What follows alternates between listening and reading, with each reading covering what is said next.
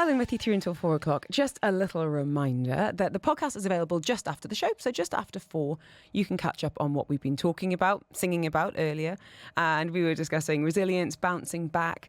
Of course, some big losses during the tournament right now. But what can we learn from athletes about having the confidence to get back up again? So if you want to catch up on that, Apple, Amazon, Spotify, wherever you get yours, that's coming your way just after 4.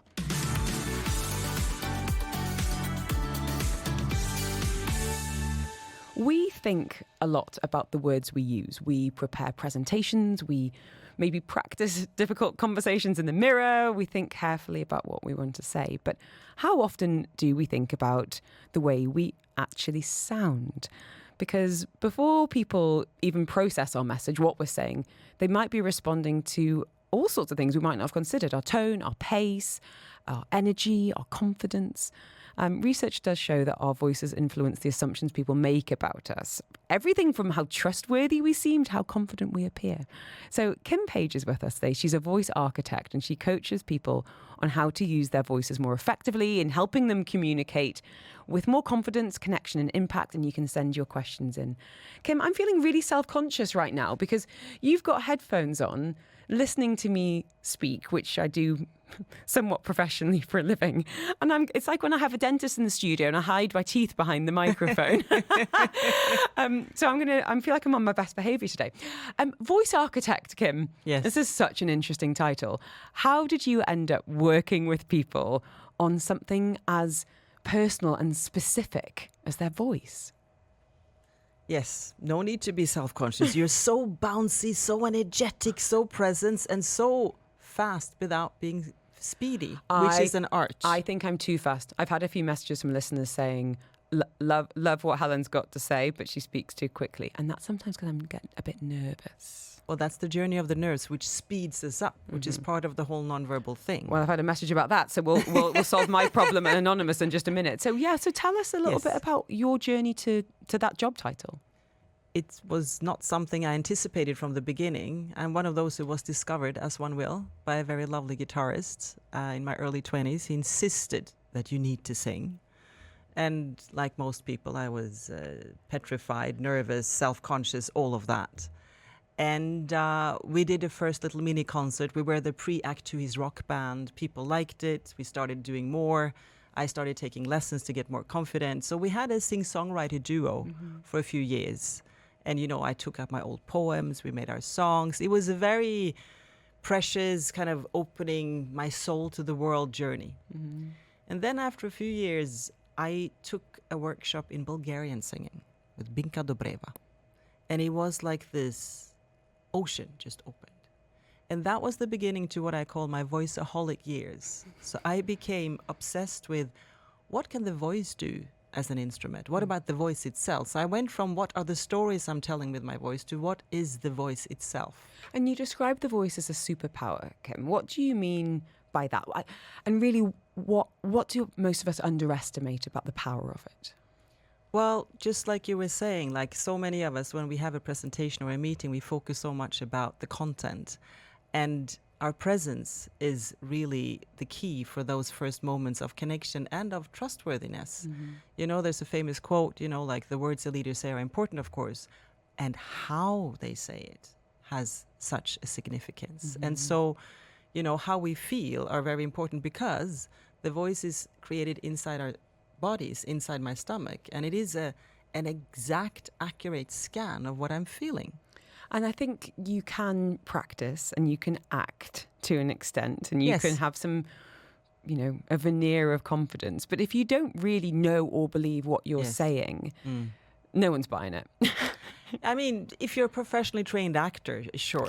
But for general people, and also sometimes when I teach, in MBAs and stuff like that, people come and say, well, Kim, I need to sell a product I don't like. What do I do? And I'm like, well, you change the product or you say as little as possible. Well, this is the thing. So I used to work in sales and I loved it. Mm-hmm. And, tap on the back. I was really good at it. Do you know why?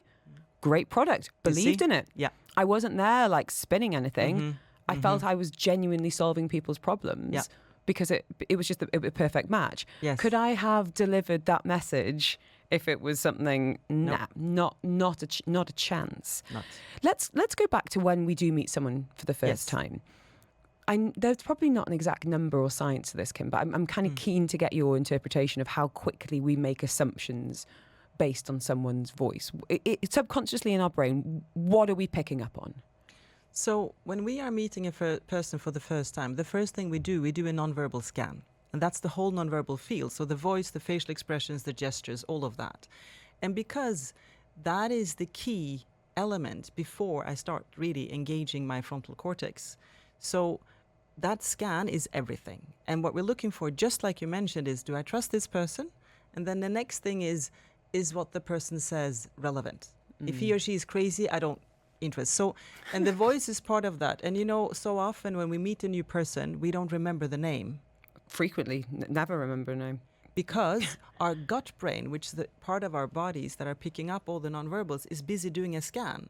And that goes on for like 60 or 90 seconds. And then I'm curious then, because the research shows that we can be surprisingly accurate about personality traits from hearing someone speak. So what does our voice then reveal? Well, I actually went and looked a little bit at the research to prep for today, because I'm like, yes, okay, how does it go? So some of these points are very accurate. And of course, there's more layers. So for example, it says here, if you have a warm, resonant voice, you're more trustworthy, more likable. Definitely. If the voice is body connected, I feel more like it's like a handshake. I can feel your hand. So if I speak like up here in my throat, for example, if I speak with lots of air, not the same handshake. And however, it says faster speech, more dynamic and socially confident. Well, as we talked about, the journey of the nerves goes from down in the body and up and speeds us up. So a sign of low status is actually speediness. So it's a matter of finding a very accurate balance there. I think something and actually we'll come to the message because I think it's a really common example. I used to frequently be the narrator, you know, in the school productions, and my mum would scrawl at the top of the sheet, slow down, because I was so nervous about public speaking. I just wanted to get it over with. And then what we see through TED Talks and some, incredible, examples of all sorts of different public speaking or commencements and things, is this confidence to slow down and to leave space. Let people think about what you've said. And I think that comes with a bit of age, to be honest. For me, I'm not quite quite there yet, Kim. So let's go to the text line. We've had a message here, anonymous. Oh no, sorry, it's Charlie. Charlie's saying, I speak very quickly when I'm nervous. How can I slow down without sounding unnatural? Because it's a thing, slow down and then you sound like a robot. So the thing is, I call it the sacred pause. There's a whole section about this in my book, The Writing Out Loud, about how to find your communication voice. And the thing is, when we are taking that pause, it feels unnatural to us, because the moment I have a silence, all the voices in my head, oh my God, I'm not prepared enough. What about this? What about that? And we have a whole army of voices. However, for the receiver, we just look as leaders. So there's a practice there to accept that, there's a lot of stuff going on here. And when I think that it's a long pause, wait another second or even 2 more seconds, because a person who's able to listen and to be present and just stand or just sit and be, that is leadership. It's really funny. In my previous life, I used to interview a lot of musicians, and I'm not going to say which boy band it was, but I interviewed someone from a boy band. Okay, I struggle with slow talkers. I don't know if it's an ADHD thing, but or if I'm watching comedy, I'm like, I know what the joke is coming. I just speak quicker. I'm already there. Just like, let's hurry this along. So I interviewed this boy band member, and I don't know what his IQ is. He could be a very intelligent man. However, when we were talking, I was like, good grief, could you just hurry up? But when I listened to the transcription, he sounded very wise. You see? That's so funny. He sounded like he was some kind of Zen monk. And I was like, I know this guy's not, a Zen monk. But it was really interesting because I think he was really grasping for the right words to sound intelligent as part of the interview. But when I listened to it back, I was like, oh, you actually sound like very calm. And whenever when I have guests sitting where you're sitting, they'll often get up and go, oh my goodness, I felt like I was speaking so slowly. I couldn't get my thoughts together. And I'll often say, just listen back to it. I think you'll be surprised, because that pause that felt like 15 seconds to you is actually very comfortable for people for people listening. Kim, we've got more messages. Yes, So, good. Right, we're going to talk about how you coach someone, voice habits that might be holding us back. I've had a message asking about accents, and I want to talk about gender as well. We've got two very famous voices to listen to on the other side of this. Dubai Eye 103.8's Weather Check. Sponsored by... It is 10 to 3. I've still got people asking about one day choir, about coaching, and it's actually coaching we're talking about now, but to do with your voice, not your muscles, or indeed your business.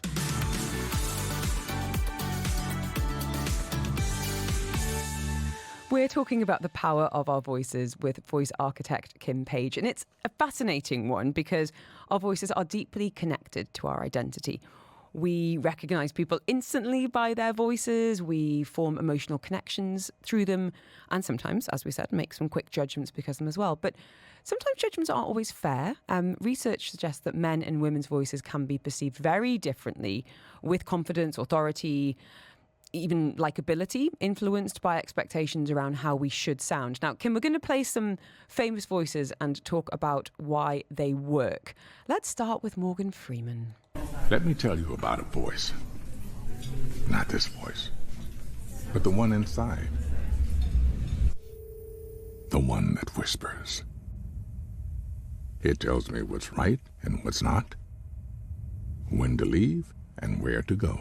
He knows exactly what he's doing, doesn't he? My goodness. Incredible voice, but also that acting as well. What is it about voices like Morgan Freeman's, Kim, that we find so compelling? When it comes to voice ideals and the different genders, there's quite a few differences. So the ideal for a male voice is to have a deep register. Sorry, David Beckham. And, there's less variations that are allowed to be accepted as a good voice. Whereas for female voices, we have more like we can have different styles and still have an authoritative and good voice, but in different ways. And so, of course, with Morgan Freeman, he has a very, very, very deep range. And let's have a listen to someone at the other end of the spectrum. This is Marilyn Monroe, and people were in love with her and her voice. Maybe if I took the little fan, put it in the icebox, and left the icebox door open, then left the bedroom door open, and soaked the sheets and pillowcase in ice water. No, that's too icky. So what's interesting listening to that is I'm charmed by it, but would I want her representing me in the court of law? Does that make sense? There's a whimsy, there's a femininity, a girlishness to it that was very much part of her identity on screen, and I don't know about off screen, I never met her. And it was actually very intentional. Why so? So Marilyn Monroe was wanting to get very close to her viewers, and she wanted to be seductive and very ultra-feminine. So she practiced inducing air into her voice. Like, so she would speak more like this and a little bit girlish, because if I'm very vulnerable and intimate, you will want to take care of me and maybe be attracted to me. I need to do more of that. I feel quite, because I feel very self-conscious that I've got a naturally deep singing voice and probably quite a deep range for a woman. However, when we look at newsreaders as lawyers, business leaders, that probably would work in my favour, I would imagine. Absolutely. Interesting. And then conversely for men, if they've got a higher pitched voice, would they be taken less seriously? I mean, if you think about a lot of male actors that are like the ones that we deem attractive or good to engage with, they will have a deeper range. But you have, for example, Elijah Wood, who's Frodo in Lord of the Rings. Yeah, he's got quite a high pitch. Yeah, he's not broke. We've got a question about accents. Yes. Anonymous is asking, are accents a barrier when it comes to how people perceive your voice? Well, the barrier around it is both internalized and external. So the reason, by the way, we have accent is that each language has different placements in the mouth, and we have certain muscles that we start using when we speak that language. So unless we are able to let go of that and practice the other muscles, we will have what you call an accent. And for a lot of non-native English speakers, there's this internalized feeling of being less than. And to them, I always say, well, you're telling me this in English. I can understand you. And so we try to work on that perception, because in most cases, they are the ones who've done a linguistic journey, whereas the English speaker often only speaks English. Too right. Thank you for saying that. And it's interesting, just yesterday we were speaking to Ahmed and Sarah, who have a community group called Chill Me, and they said that their common language, because they've got so many different nationalities coming together in Dubai, they're like, everyone is really cool and comfortable with broken English. You know, there is no judgment that your grammar isn't going to be perfect, because as you say, you have gone on that journey to learn a language and put yourself out there. And I think that is incredible as someone who speaks very bad French. And as I said to you off air, one line of Norwegian. Absolutely. But if someone feels like it is holding them back, yes, you know, they've got the knowledge, they've had the opportunity to stand up and deliver that, and they feel like they're not being understood because their accent is perhaps stronger than they would like. Is there anything you could do potentially? There's many things we can do. And actually, both for native English speakers and non-native English speakers, articulation is everything. And so some people have a lot of tension in the jaws. Like, you know, some of us clench and we have these dividers that we sleep with even. So it's a little bit like the muscles. They say, you know, go to the gym, get your steps in. So go to your car and get your articulation in. Sing along with songs in different languages and activate the muscles. So if, for example, right now I speak and I stop using my lips, like you can still hear me, but it's less dynamics because my jaw is now clenched. I'm not opening my mouth where the overtones are created, and my lips are much more limited. And now I speak with a much better perception because I have elastic muscles. Wow, that's so interesting. If you'd like Kim's details, by the way, you can just message me on 4001 with voice. Now, you brought a copy of your book in, and I know you've recorded the audiobook version of this, which I always think looks like fun, and then I think about how long it would take. So kudos to you, Kim. Thank you. What's interesting is I'll often have guests sitting where you are, and they will be nervous, and they will have over-prepared, and they might have brought in stats and studies, and then I ask them a question, and they'll look down, and they'll grab this piece of paper, and they'll start reading.